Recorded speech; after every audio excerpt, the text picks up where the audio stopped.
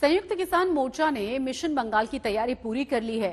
मोर्चा ने साफ कर दिया है कि वो किसी भी दल का समर्थन नहीं करेगा, बस बीजेपी को वोट न देने की अपील की जाएगी। तैयारी ये भी है कि हर विधानसभा क्षेत्र में किसान 3 से 4 रैलियां निकालेंगे। सवाल अब यह है कि क्या किसानों का ये गुस्सा चुनावों में बीजेपी को महंगा पड़ जाएगा?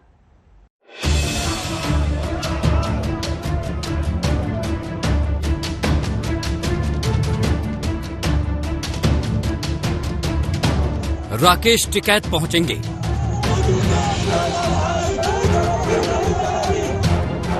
योगेंद्र यादव पहुंचेंगे, हन्नन मोल्ला भी जाएंगे। किसान आंदोलन का नया रण क्षेत्र अब पश्चिम बंगाल और असम होने जा रहा है। किसानों ने चुनाव वाले 5 राज्यों में बीजेपी के खिलाफ आवाज बुलंद करने के लिए कमर कस ली है। किसान पहला ट्रेलर कल कोलकाता में दिखाने जा रहे हैं। 13 मार्च को यही किसान मोर्चा नंदीग्राम में होगा। नंदीग्राम में जहां पर राजनीतिक माहौल इस वक्त पूरी तरह से गरमाया हुआ है। ममता बनर्जी के अपने नॉमिनेशन फाइल करने के बाद उनके साथ जो घटना घटी, जिस पर एक तरह से बहस छिड़ी हुई है भाजपा और तृणमूल के बीच, इसी माहौल में किसान मोर्चा जो है, जिन्होंने कहा है कि वो भाजपा के खिलाफ जो भी खड़ा होगा इन इलेक्शंस में उनके साथ खड़ा होगा, किसान मोर्चा नंदीग्राम में एक महापंचायत करेगी। किसानों का कहना है कि केंद्र सरकार इन दिनों बंगाल के चुनाव में व्यस्त है, तो किसान सरकार से वहीं मुलाकात करेंगे और अपनी ताकत दिखाएंगे। चुनाव थोड़ा लड़ना है, वहाँ पे जाना चाहिए जहाँ पे वो चल रहे हैं, वहाँ पे बता रहे सब नेता वहीं जा रहे कि ये तो चलेंगे हम भी। संयुक्त किसान मोर्चा के मुताबिक कोलकाता में वाहन रैली के लिए 294 गाड़ियां पहुंच चुकी हैं। चुनाव वाले 5 राज्यों में किसानों की टीमें बीजेपी को वोट न देने की अपील करेंगी। किसान संगठन सभी विधानसभा क्षेत्रों में 3 से 4 रैलियां करेंगे। उनका बंगाल में कोई प्रभाव नहीं पड़ेगा। जहाँ तक सवाल है, भारत सरकार ने बार बार इस बात को दोहराया है, कल भी इस बात को कहा है कि यदि कानून में कोई दिक्कतें हैं या कठिनाइयाँ हैं तो आकर के उनको सुझाव देना चाहिए और हम उसके समाधान करने के लिए तैयार हैं। मैं नहीं समझता कि इतना कहने के बाद किसी आंदोलन का कोई औचित्य रह जाता है। बीजेपी नेता एक तरफ तो कह रहे हैं कि बंगाल में किसान आंदोलन का कोई असर नहीं पड़ेगा, तो वहीं सरकार के मंत्री दुहाई दे रहे हैं कि किसानों के पास सारे विकल्प खुले हुए हैं, लिहाजा कृषि कानूनों का विरोध बेईमानी है। कि ये जो सरसों है, सरसों का एमएसपी रेट है 4650 रुपए, लेकिन आज बिक रही है 6200 रुपए, यानी कि 1800 रुपए ज्यादा बिक रही है। तो क्या हम नहीं चाहेंगे कि किसानों को जो ये डबल बेनिफिट मिल रहा है ये मिले? और फिर कानूनों में तो ये कहा गया है कि आपकी मर्जी है, आप बेचना चाहें बेचें, अगर आप नहीं बेचना चाहते तो ना बेचें। आपका दिल करता है मंडी के अंदर बेचें, आपका दिल करता है मंडी के बाहर बेचें।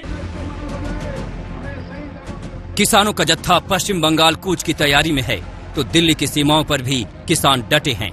संकल्प वही है कि जब तक मांगे पूरी नहीं होती, वो यहाँ से हटने वाले नहीं हैं। हम इस देश की आर्थिक व्यवस्था के कल्याण के लिए यहाँ पर पड़े हैं। हम इस देश के कृषि प्रधान देश के किसानों के परिवार को जिंदा रखने के लिए यहाँ पड़े हैं। हम इस देश में रोटी तिजोरी में बंद न की जाए, रोटी पर राजनीति न की जाए, रोटी पर व्यापार न किया जाए, इसके लिए यहाँ पर पड़े हुए हैं। हम लोग जाने वाले नहीं। तीनों कानून वापस नहीं होंगे तब तक यहाँ अड़े रहेंगे, नहीं जाएंगे। बस तीनों कानून ही वापस कराने का? हाँ जी, हाँ जी, एमएसपी की गारंटी, तीनों कानून वापस जब तक नहीं होंगे तब तक नहीं जाएंगे यहाँ से। सरकार और किसानों के बीच मसला सिर्फ एमएसपी और 3 कृषि कानूनों की वापसी पर अटका है। न सरकार कदम पीछे खींचने को तैयार है और न ही किसान। किसानों की फसलों पर आंदोलन का असर पड़ रहा है, तो किसान भी बीजेपी की सियासी फसल चौपट करने की तैयारी कर चुके हैं। कोलकाता में पौलमी साहा के साथ अभिषेक आनंद, दिल्ली आज तक। जो लगातार जुल्म और तशद्दुद इस देश के लोगों पर कर रही है। 25 फरवरी को मुकेश अंबानी के घर एंटीलिया के पास खड़ी स्कॉर्पियो में आए दिन नए खुलासे हो रहे हैं। इस पूरे मामले की जांच अब एनआईए कर रही है। जांच में पता ये चला है कि जिस टेलीग्राम चैनल से अंबानी परिवार को धमकी भेजी गई थी, वो चैनल तिहाड़ जेल में बनाया गया था।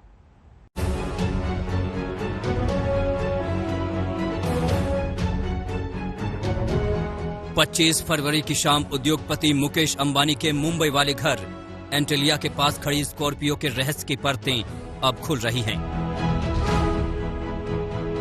एनआईए अब इस मामले की जांच कर रही है। इस मामले का आतंकी कनेक्शन सामने आ रहा है। तार दिल्ली की तिहाड़ जेल से जुड़ रहे हैं। 27 फरवरी को इस घटना की जिम्मेदारी आतंकी संगठन जैश-उल हिंद ने ली थी। एनआईए को जांच में पता चला है कि जैश-उल हिंद ने जिस टेलीग्राम पर चैनल बनाकर धमकी दी थी, उसे तिहाड़ जेल में बनाया गया था। सुरक्षा एजेंसियों ने उस नंबर को ट्रैक कर लिया है जिसके टेलीग्राम ऐप पर चैनल बनाया गया था। अभी तक की जांच के मुताबिक ये टेलीग्राम चैनल 26 फरवरी को तैयार किया गया था और 27 फरवरी को इसे बंद भी कर दिया गया था। इस मामले में तिहाड़ में बंद 4 से 5 कैदी सुरक्षा एजेंसियों की रडार पर हैं। इनसे पूछताछ हो सकती है। जो स्पेशल सेल के इंस्पेक्टर हैं वो फिलहाल यहाँ पर पहुंचे हुए हैं और जिस तरह से ये जानकारी मिली है कि मुकेश अंबानी के घर के बाहर जो विस्फोटक मिला था उसमें जैश-उल हिंद ने क्लेम किया था, उसके बाद उसकी जो जैश-उल हिंद है उसके बारे में जानकारी एजेंसियों को मिली है कि वो तिहाड़ जेल से ही वो एक नंबर एक्टिव था जिसके जरिए जैश-उल हिंद नाम का एक ग्रुप बनाया गया था। तो स्पेशल सेल की टीम फिलहाल तिहाड़ जेल के अंदर पहुंची हुई है। जिस टेलीग्राम पर चैनल बनाया गया था उसकी जांच में पुलिस के साइबर एक्सपर्ट जुटे हुए थे। सूत्रों के मुताबिक पुलिस ने इसके लिए कुछ प्राइवेट साइबर एक्सपर्ट्स की भी मदद ली थी। जांच में पता चला कि दिल्ली की तिहाड़ जेल में इस चैनल को बनाया गया था।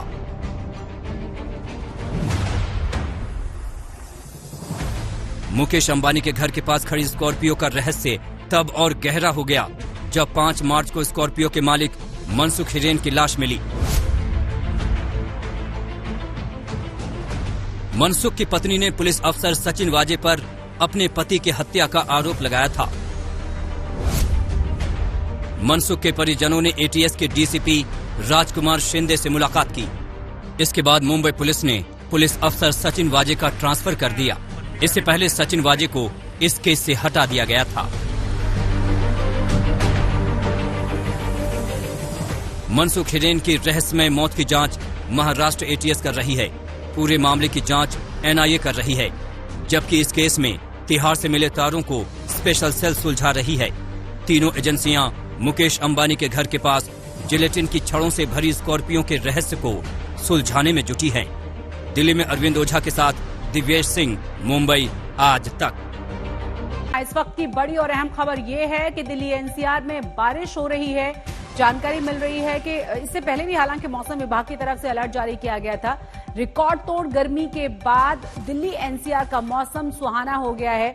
दिन निकलने के साथ ही एक बार फिर से अंधेरा छा गया और आप देख सकते हैं तस्वीरों में कि बादल छाए हुए हैं और बारिश के बाद मौसम सुहाना हो गया है। हालांकि मौसम विभाग की तरफ से पहले ही अलर्ट किया गया था कि कई दिन रुक रुक कर बारिश होगी क्योंकि लगातार गर्मी बढ़ती जा रही थी और एक बार फिर से दिल्ली एनसीआर का मौसम बदला है। तो दिल्ली के कई इलाकों में दिन में अंधेरा छा गया है। सूरज निकलने के साथ ही बादल छा गए और उसके बाद अलग अलग इलाकों से जानकारी मिल रही है कि झमाझम बारिश हुई है। इससे मौसम में जो लगातार गर्मी बढ़ रही थी उससे थोड़ी सी राहत दिल्ली एनसीआर को मिलेगी और आगे आने वाला एक हफ्ता इसी तरह से बीच बीच में रुक रुक कर बारिश होगी, ऐसा मौसम विभाग की तरफ से जानकारी दी गई है। इस खबर पर तमाम जानकारी के साथ हमारे संवाददाता सुशांत जुड़ गए हैं। सुशांत, अभी क्या जानकारी है? क्या बारिश अभी भी हो रही है? देखिए शशि, मैं आपको तस्वीरें दिखाना चाहूंगा कि मौसम ने अचानक से करवट जो है वो इस वक्त ले ली है और आपको तस्वीरें दिखाना चाहूंगा कि ये कनॉट प्लेस की तस्वीरें हैं जहां पर इस वक्त झमाझम बारिश जो है वो इस वक्त कनॉट प्लेस के कई इलाकों के अंदर जो है वो इस वक्त होती हुई फिलहाल जो है वो नजर आ रही है। आसमान में चारों तरफ इस वक्त अगर कहा जाए तो बादल जो है वो छाए हुए हैं और दिन के वक्त अगर कहा जाए तो पूरा अंधेरा जो है वो इस वक्त दिल्ली एनसीआर के अंदर जो है वो हो चुका है। मौसम विभाग की तरफ से कहा गया था कि अगले एक हफ्ते तक जो मार्च का मिड होगा उसमें दिल्ली एनसीआर और उत्तर भारत में बादल जो है वो छाएंगे और बारिश जो है वो होगी, क्योंकि पिछले कई दिनों से लगातार गर्मी का जो पारा जिस तरीके से दिल्ली एनसीआर उत्तर भारत में बढ़ रहा है उसके चलते अगर कहा जाए तो ये गर्मी जो पारा लगातार बढ़ रहा था उसके बाद अब अचानक से मौसम ने जो है वो करवट ली है। कल की अगर बात करें तो बृहस्पतिवार का जो दिन था, गुरुवार का दिन 11 मार्च में पिछले 9 साल का रिकॉर्ड जो है वो तोड़ा। 35 डिग्री मार्च के अंदर 9 साल बाद जो है वो तापमान जो है वो पहुंचा है। इससे पहले 15 साल का भी रिकॉर्ड जो है वो टूटा था कि गर्मी में किस तरीके से पारा जो है वो लगातार बढ़ रहा था। लेकिन अब अगर बात की जाए तो अगले एक हफ्ते तक मौसम से थोड़ी राहत, जो गर्मी का पारा लगातार दिल्ली एनसीआर के अंदर बढ़ा हुआ था, लोग घरों से बाहर निकलने को कतरा रहे थे, उससे थोड़ी सी राहत जो है वो फिलहाल मिलेगी। और आखिर अगर मार्च के आखिरी हफ्ते की बात करें तो फिर से गर्मी का पारा जो है वो बढ़ेगा। कम से कम थोड़ी सी राहत कुछ दिनों के लिए जरूर मिल गई है दिल्ली एनसीआर को बारिश होने की वजह से। बहुत बहुत शुक्रिया सुशांत आपका।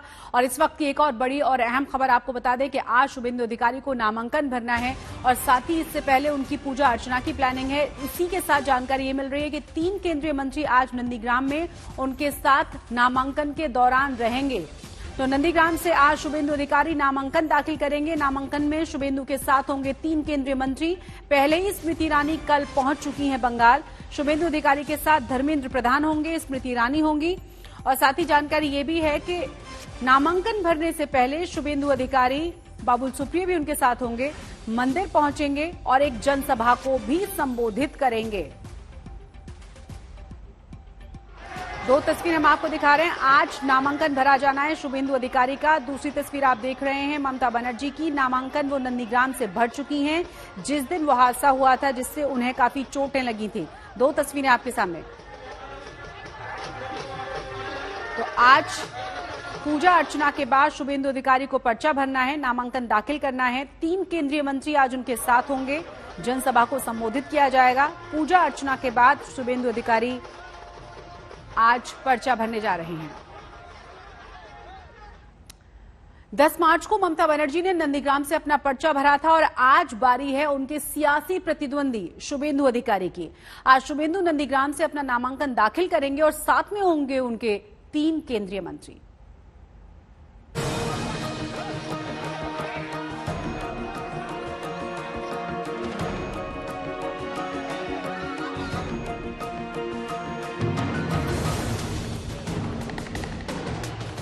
पश्चिम बंगाल के नंदीग्राम में सबसे बड़े लड़ैया से पहले बीजेपी उम्मीदवार शुभेंदु अधिकारी मंदिर मंदिर भगवान का आशीर्वाद बटोर रहे हैं। कल महाशिवरात्रि के दिन देवों के देव महादेव के दर्शन किए। आज उस भीषण संग्राम से पहले की पहली आधिकारिक दस्तक है जब वो नंदीग्राम से अपना पर्चा भरेंगे। अपना हमारे संगे बोलो हर हर महादेव, हर हर महादेव, बम बम बम बम तारक बम बम बम बम बम बम बम, हर हर महादेव, हर हर महादेव, हर हर महादेव। 10 मार्च को ममता ने नंदीग्राम से बतौर टीएमसी उम्मीदवार अपना पर्चा भरा था। आज उन्हें चुनौती देने वाले शुभेंदु की बारी है, जहां उनके साथ मौजूद रहेंगे बीजेपी के कद्दावर नेता। सुबह 8 बजे शुभेंदु नंदीग्राम के सिंहवाहिनी मंदिर में पूजा करके दिन के कार्यक्रम की शुरुआत करेंगे। सुबह 9 बजे शुभेंदु जानकीनाथ मंदिर जाएंगे। उसके बाद दिन में 11 बजे से 11:30 बजे तक वो हल्दिया में रोड शो करेंगे और उसके बाद हल्दिया में नंदीग्राम के लिए नामांकन भरेंगे। पर्चा भरने के वक्त शुभेंदु के साथ 3 केंद्रीय मंत्री रहेंगे, स्मृति ईरानी, बाबुल सुप्रियो और धर्मेंद्र प्रधान। शुभेंदु के नामांकन के साथ नंदीग्राम में आर पार की लड़ाई का असल शंखनाद हो जाएगा। ममता बनर्जी पीएम मोदी और अमित शाह को बार बार बाहरी बता रही हैं और खुद को नंदीग्राम की बेटी, लेकिन शुभेंदु उन्हें बाहरी बताकर नंदीग्राम के संग्राम में अपनी जमीन मजबूत करने की कोशिश कर रहे हैं। আপনাদের কাছে বলবো আমি বারবার আসবো, নন্দীগ্রাম আমার হচ্ছে একটা লাকি জায়গা।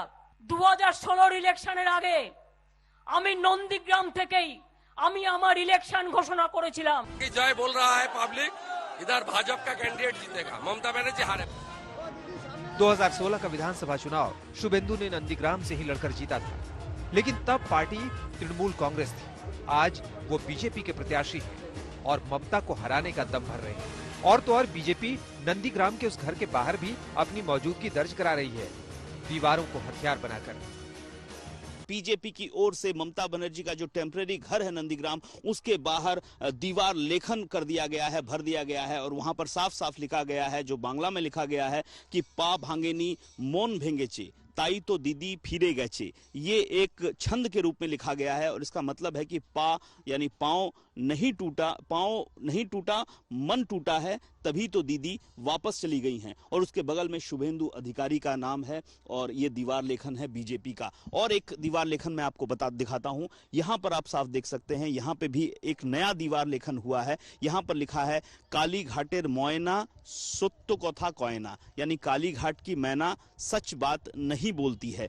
ये भी ममता बनर्जी के घर के ठीक बाहर बिल्कुल ताजा दीवार लेखन किया गया है बीजेपी की ओर से। आने वाले दिनों में नंदीग्राम का महासंग्राम कैसा होगा, ये आप इन तस्वीरों से समझ सकते हैं। इसी नंदीग्राम में नामांकन भरने के बाद ममता घायल हुई है और फिलहाल अस्पताल में है। ममता ने पहले बीजेपी पर हमले का आरोप लगाया, जिसे बीजेपी ने नाटक करार दिया। अब नंदीग्राम में आज शुभेंदु अधिकारी के नामांकन के साथ ही सियासी महायुद्ध का नया अध्याय लिख दिया जाएगा, जिसका फैसला 1 अप्रैल को यहाँ की जनता करेगी और परिणाम 2 मई को आएगा।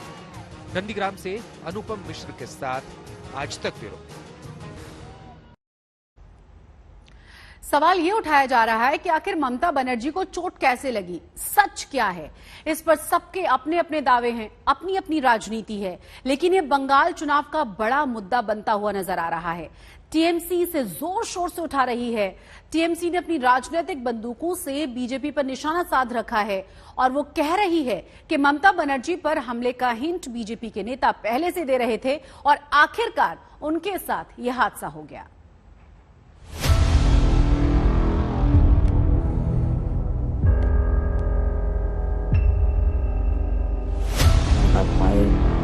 चोट आछे, बोन इंजुरी आछे, लिगामेंटे आछे, केवल माथा एवं चेस्टे खूब पेन होइछे।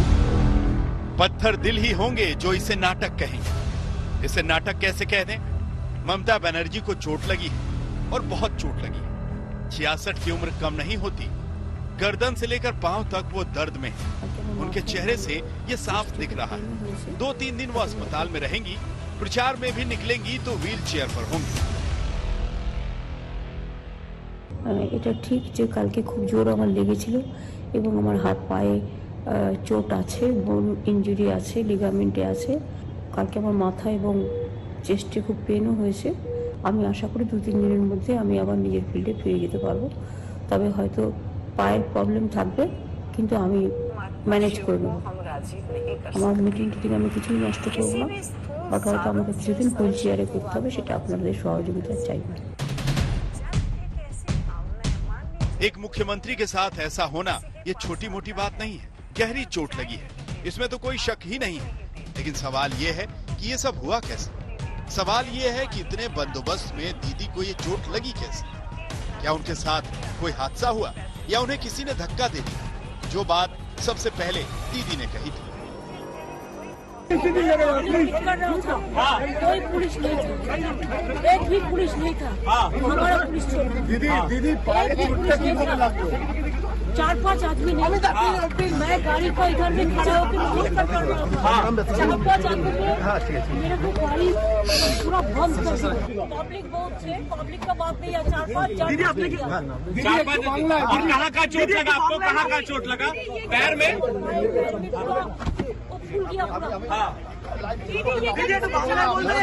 दीदी किसी की साजिश है, किसी की साजिश है दीदी। साजिश है किसी की। वो 4-5 लोग कौन हैं जिनकी बात दीदी ने की थी? क्या धक्का भीड़ की वजह से लगा था या धक्का जानबूझकर दिया गया? धक्का लगा भी था या फिर चलते चलते गलती से गाड़ी का खुला दरवाजा उस लोहे के एंगल से टकरा गया जो सड़क पर लगा हुआ था? उस वक्त क्या हुआ होगा ये हमने भी समझने की कोशिश की है। ममता का काफिला इसी तरफ से गुजर रहा था और ठीक इस जगह पर जब आती है ममता बनर्जी तो ऐसे वो दरवाजा खोल लेती हैं और उनका एक हिस्सा बाहर की ओर होता है और दरवाजा खुला रहता है, पांव बाहर रहता है और अचानक ठीक इसी जगह पे, यहाँ पे जो पोल है ठीक इसी जगह पे ये घटना होती है। अब ये पोल से टकराकर वापस ममता के पांव पे लगा है, उनके हाथ में लगा है या फिर भीड़ की वजह से लगा है, ये साफ नहीं है। लेकिन आपको बता दें कि उस वक्त भीड़ भी थी। दो तरह के बयान सामने आ रहे हैं। एक बयान के मुताबिक ये जो पोल है इससे दरवाजा टकराया है और ममता को चोट लगी है। दूसरा जो बयान है कि भीड़ की वजह से दरवाजा टकरा गया है और ममता को चोट लगी है। If the door has hit a pillar, then there would be a scratch in the dent or scratch. But nothing is like that. Around this plot, there is nothing. Enter in the door, there is no scratch, no dent. So how a pillar can, how the door was hit by a pillar? Actually, the door was hit by some few person who pushed it from behind.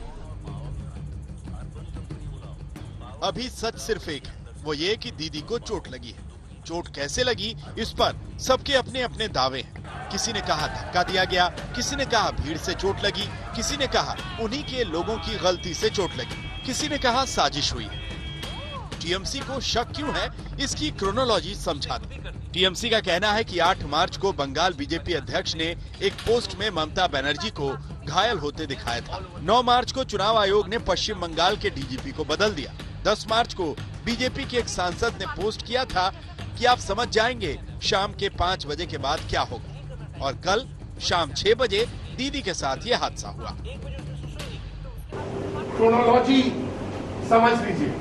मार्च 8 तारीख BJP के बंगाल के अध्यक्ष ने एक post किया था, ममता बनर्जी को घायल होते दिखाया। मार्च 9 तारीख सवेरे इलेक्शन कमीशन ने वेस्ट बंगाल के डीजीपी बदला। क्रोनोलॉजी समझ लीजिए। मार्च 10 तारीख एक बीजेपी सांसद 5 बजे पोस्ट किया था, आप समझ जाएंगे शाम के 5 बजे के बाद क्या होने वाला है। और कल 6 बजे नंदीग्राम में ममता दी के साथ ये हादसा हुआ। I think Election Commission is taking the matter very casually. It's not a casual matter. It's not a case of only 307. 302 could have been done. So it was an attempt to murder. As a candidate, I am complaining. The moment the DG was changed, only after within 24 hours this thing happened. Will you be filing an FIR? Yes, I have already filed. दीदी की चोट पर ये लड़ाई चुनाव आयोग तक पहुंच गई। टीएमसी भी चुनाव आयोग के पास पहुंची और बीजेपी भी। टीएमसी ने शिकायत की कि दीदी पर हमले की पहले से आशंका थी, आयोग इस हमले को हल्के में ना ले। बीजेपी भी कह रही है कि इसकी जांच हो। इतनी पुलिस और सुरक्षा के बाद चोट कैसे लगी? दूध का दूध और पानी का पानी होना चाहिए। कोलकाता से चित्रा त्रिपाठी और नंदीग्राम से सूर्याग्नि रॉय के साथ अनुपम मिश्रा, आज तक।